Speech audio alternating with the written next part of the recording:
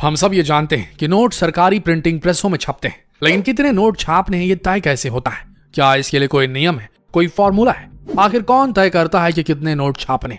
इन सवालों के उत्तर अगर आपको नहीं मालूम तो अंधेरे में हैं आप। अर्जेंटीना, जिम्बाब्वे और वेनेजुएला के साथ जो हुआ वो अमेरिका के साथ भी होने वाला है और भारत के साथ भी। जिस तरीके से वेनेजुएला जैसे देश ने एक सीमा से अधिक नोट छापकर अपने देश की इकोनॉमी को बर्बाद कर डाला, वो खतरनाक संकेत दे रहा है। उस देश में इन्फ्लेशन, महंगाई बेहद बढ़ गई है, वहां की करेंसी की कीमत बुरी तरह गिर गई है, कोई वैल्यू नहीं वहां के नोटों की अब। और आप जानकर हैरान रह जाएंगे कि यही करतूत खुद अमेरिका ने भी की है 2008 और उसके बियॉन्ड, जिसका असर दुनिया के हर देश और भारत पे भी पड़ने वाला है, क्योंकि हर देश फंड रिजर्व के रूप में डॉलर्स ही जमा करता है। लेकिन दुख की बात है कि इस खबर को कोई भी मेन स्ट्रीम मीडिया दिखा ही नहीं रहा है। शायद इस खबर में उनके लिए इनफ सनसनी नहीं है। कितनी बड़ी आयरनी है, विडंबना है। जिन रुपयों को कमाने के लिए हम अपनी जिंदगी के एक बड़े हिस्से को दांव पे लगा देते हैं, हमें मालूम ही नहीं कि ये पूरा मॉनेटरी सिस्टम, पैसों का ये पूरा कारोबार कितने रिस्क में, खतरे की सीमा के बेहद ऊपर काम कर रहा है। ये बेहद गहरी बात है दोस्तों, और इसे समझने के लिए हमें मॉनेटरी सिस्टम को समझना पड़ेगा, ताकि इस बेहद बड़े लूप होल का पर्दाफाश हो सके, जिसकी एवज में सरकारें और सेंट्रल बैंक्स देश की जनता को अंधेरे में रख रहे हैं। आज से सैकड़ों साल पहले जब इंसानों ने चीजों को खरीदना बेचना शुरू किया, तो पैसों की जगह चीजों की अदला बदली हुआ करती थी। बार्टर सिस्टम, कमोडिटी के बदले कमोडिटी, चावल के बदले शहद।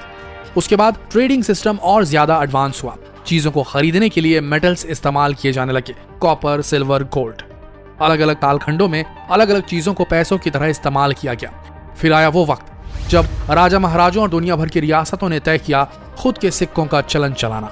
उन सिक्कों की एक खासियत हुआ करती थी कि एक सिक्का अगर सोने का है तो उसकी वैल्यू उतनी ही होती थी जितना सोना उसमें इस्तेमाल किया जाता। यानी कि 100 के सिक्के में 100 रुपए का सोना हुआ करता था, एग्जाम्पल के रूप में। लेकिन फिर शुरू हुआ पावर का खेल।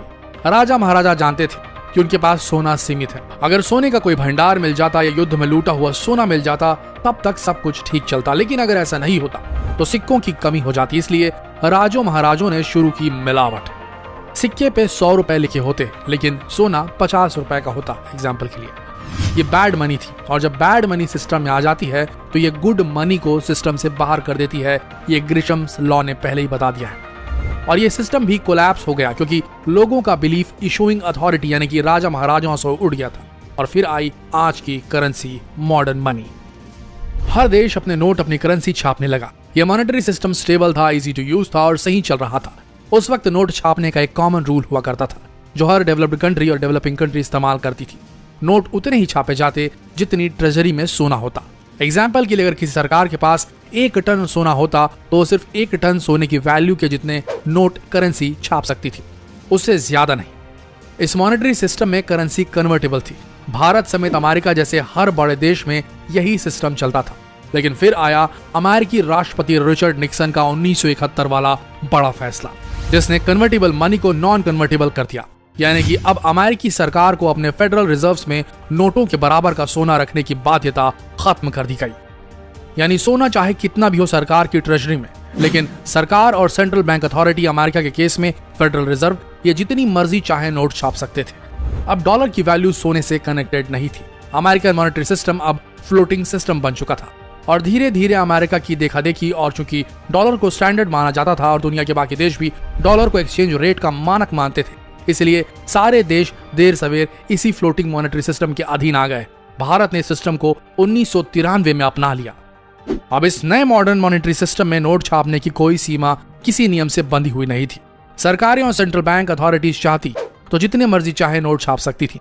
लेकिन मनी की एक प्रैक्टिकल परिभाषा है, इट शुड बी स्कार्स। पैसे हमेशा कम होने चाहिए, नहीं तो कोई मेहनत नहीं करेगा। आपने वो कहावत तो सुनी होगी, पैसे पेड़ पर नहीं उगते। फर्ज कीजिए अगर पैसे जरूरत से ज्यादा छाप दिए जाए तो पैसे फिर सभी के पास होंगे, तो कोई काम क्यों करेगा?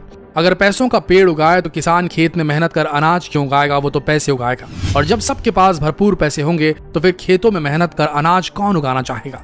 पैसा सबके पास होगा लेकिन अनाज नहीं। और फिर सप्लाई एंड डिमांड रूल के आधार पर जिस चीज की कम सप्लाई होगी उसकी वैल्यू बढ़ जाएगी। यानी अनाज की ज्यादा और रुपए की कम।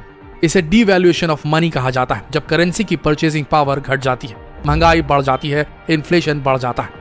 इसीलिए सरकारें एक सीमा से ज्यादा नोट नहीं छापती।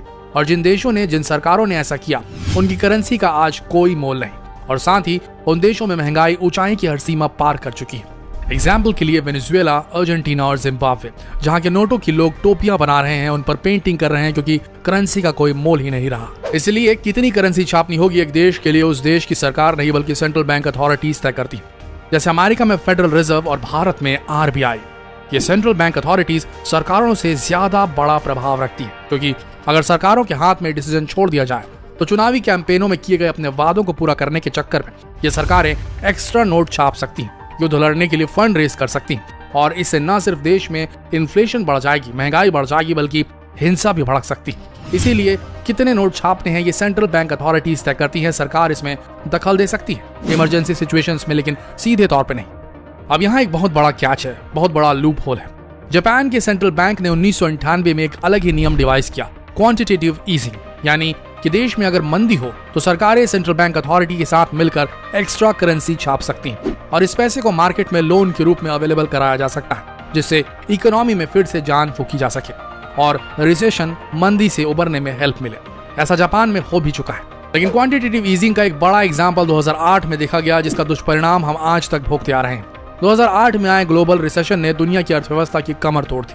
अमेरिका ने भी घुटने टेक दिए, कई उद्योग बंद हो गए, करोड़ों लोगों की नौकरियां चली गई। उस वक्त अमेरिकी सरकार ने इतिहास की सबसे बड़ी क्वांटिटेटिव ईजिंग का नमूना पेश किया। $700 बिलियन की नई करेंसी छापी गई और उसे लोन पे देने के लिए अवेलेबल करा दिया गया।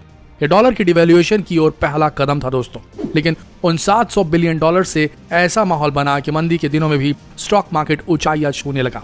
लेकिन ये $700 बिलियन वो रकम थी जो एग्जिस्ट ही नहीं करती थी, ये जस्ट प्रिंट की गई थी, कायदे से ये रियल मनी नहीं थी।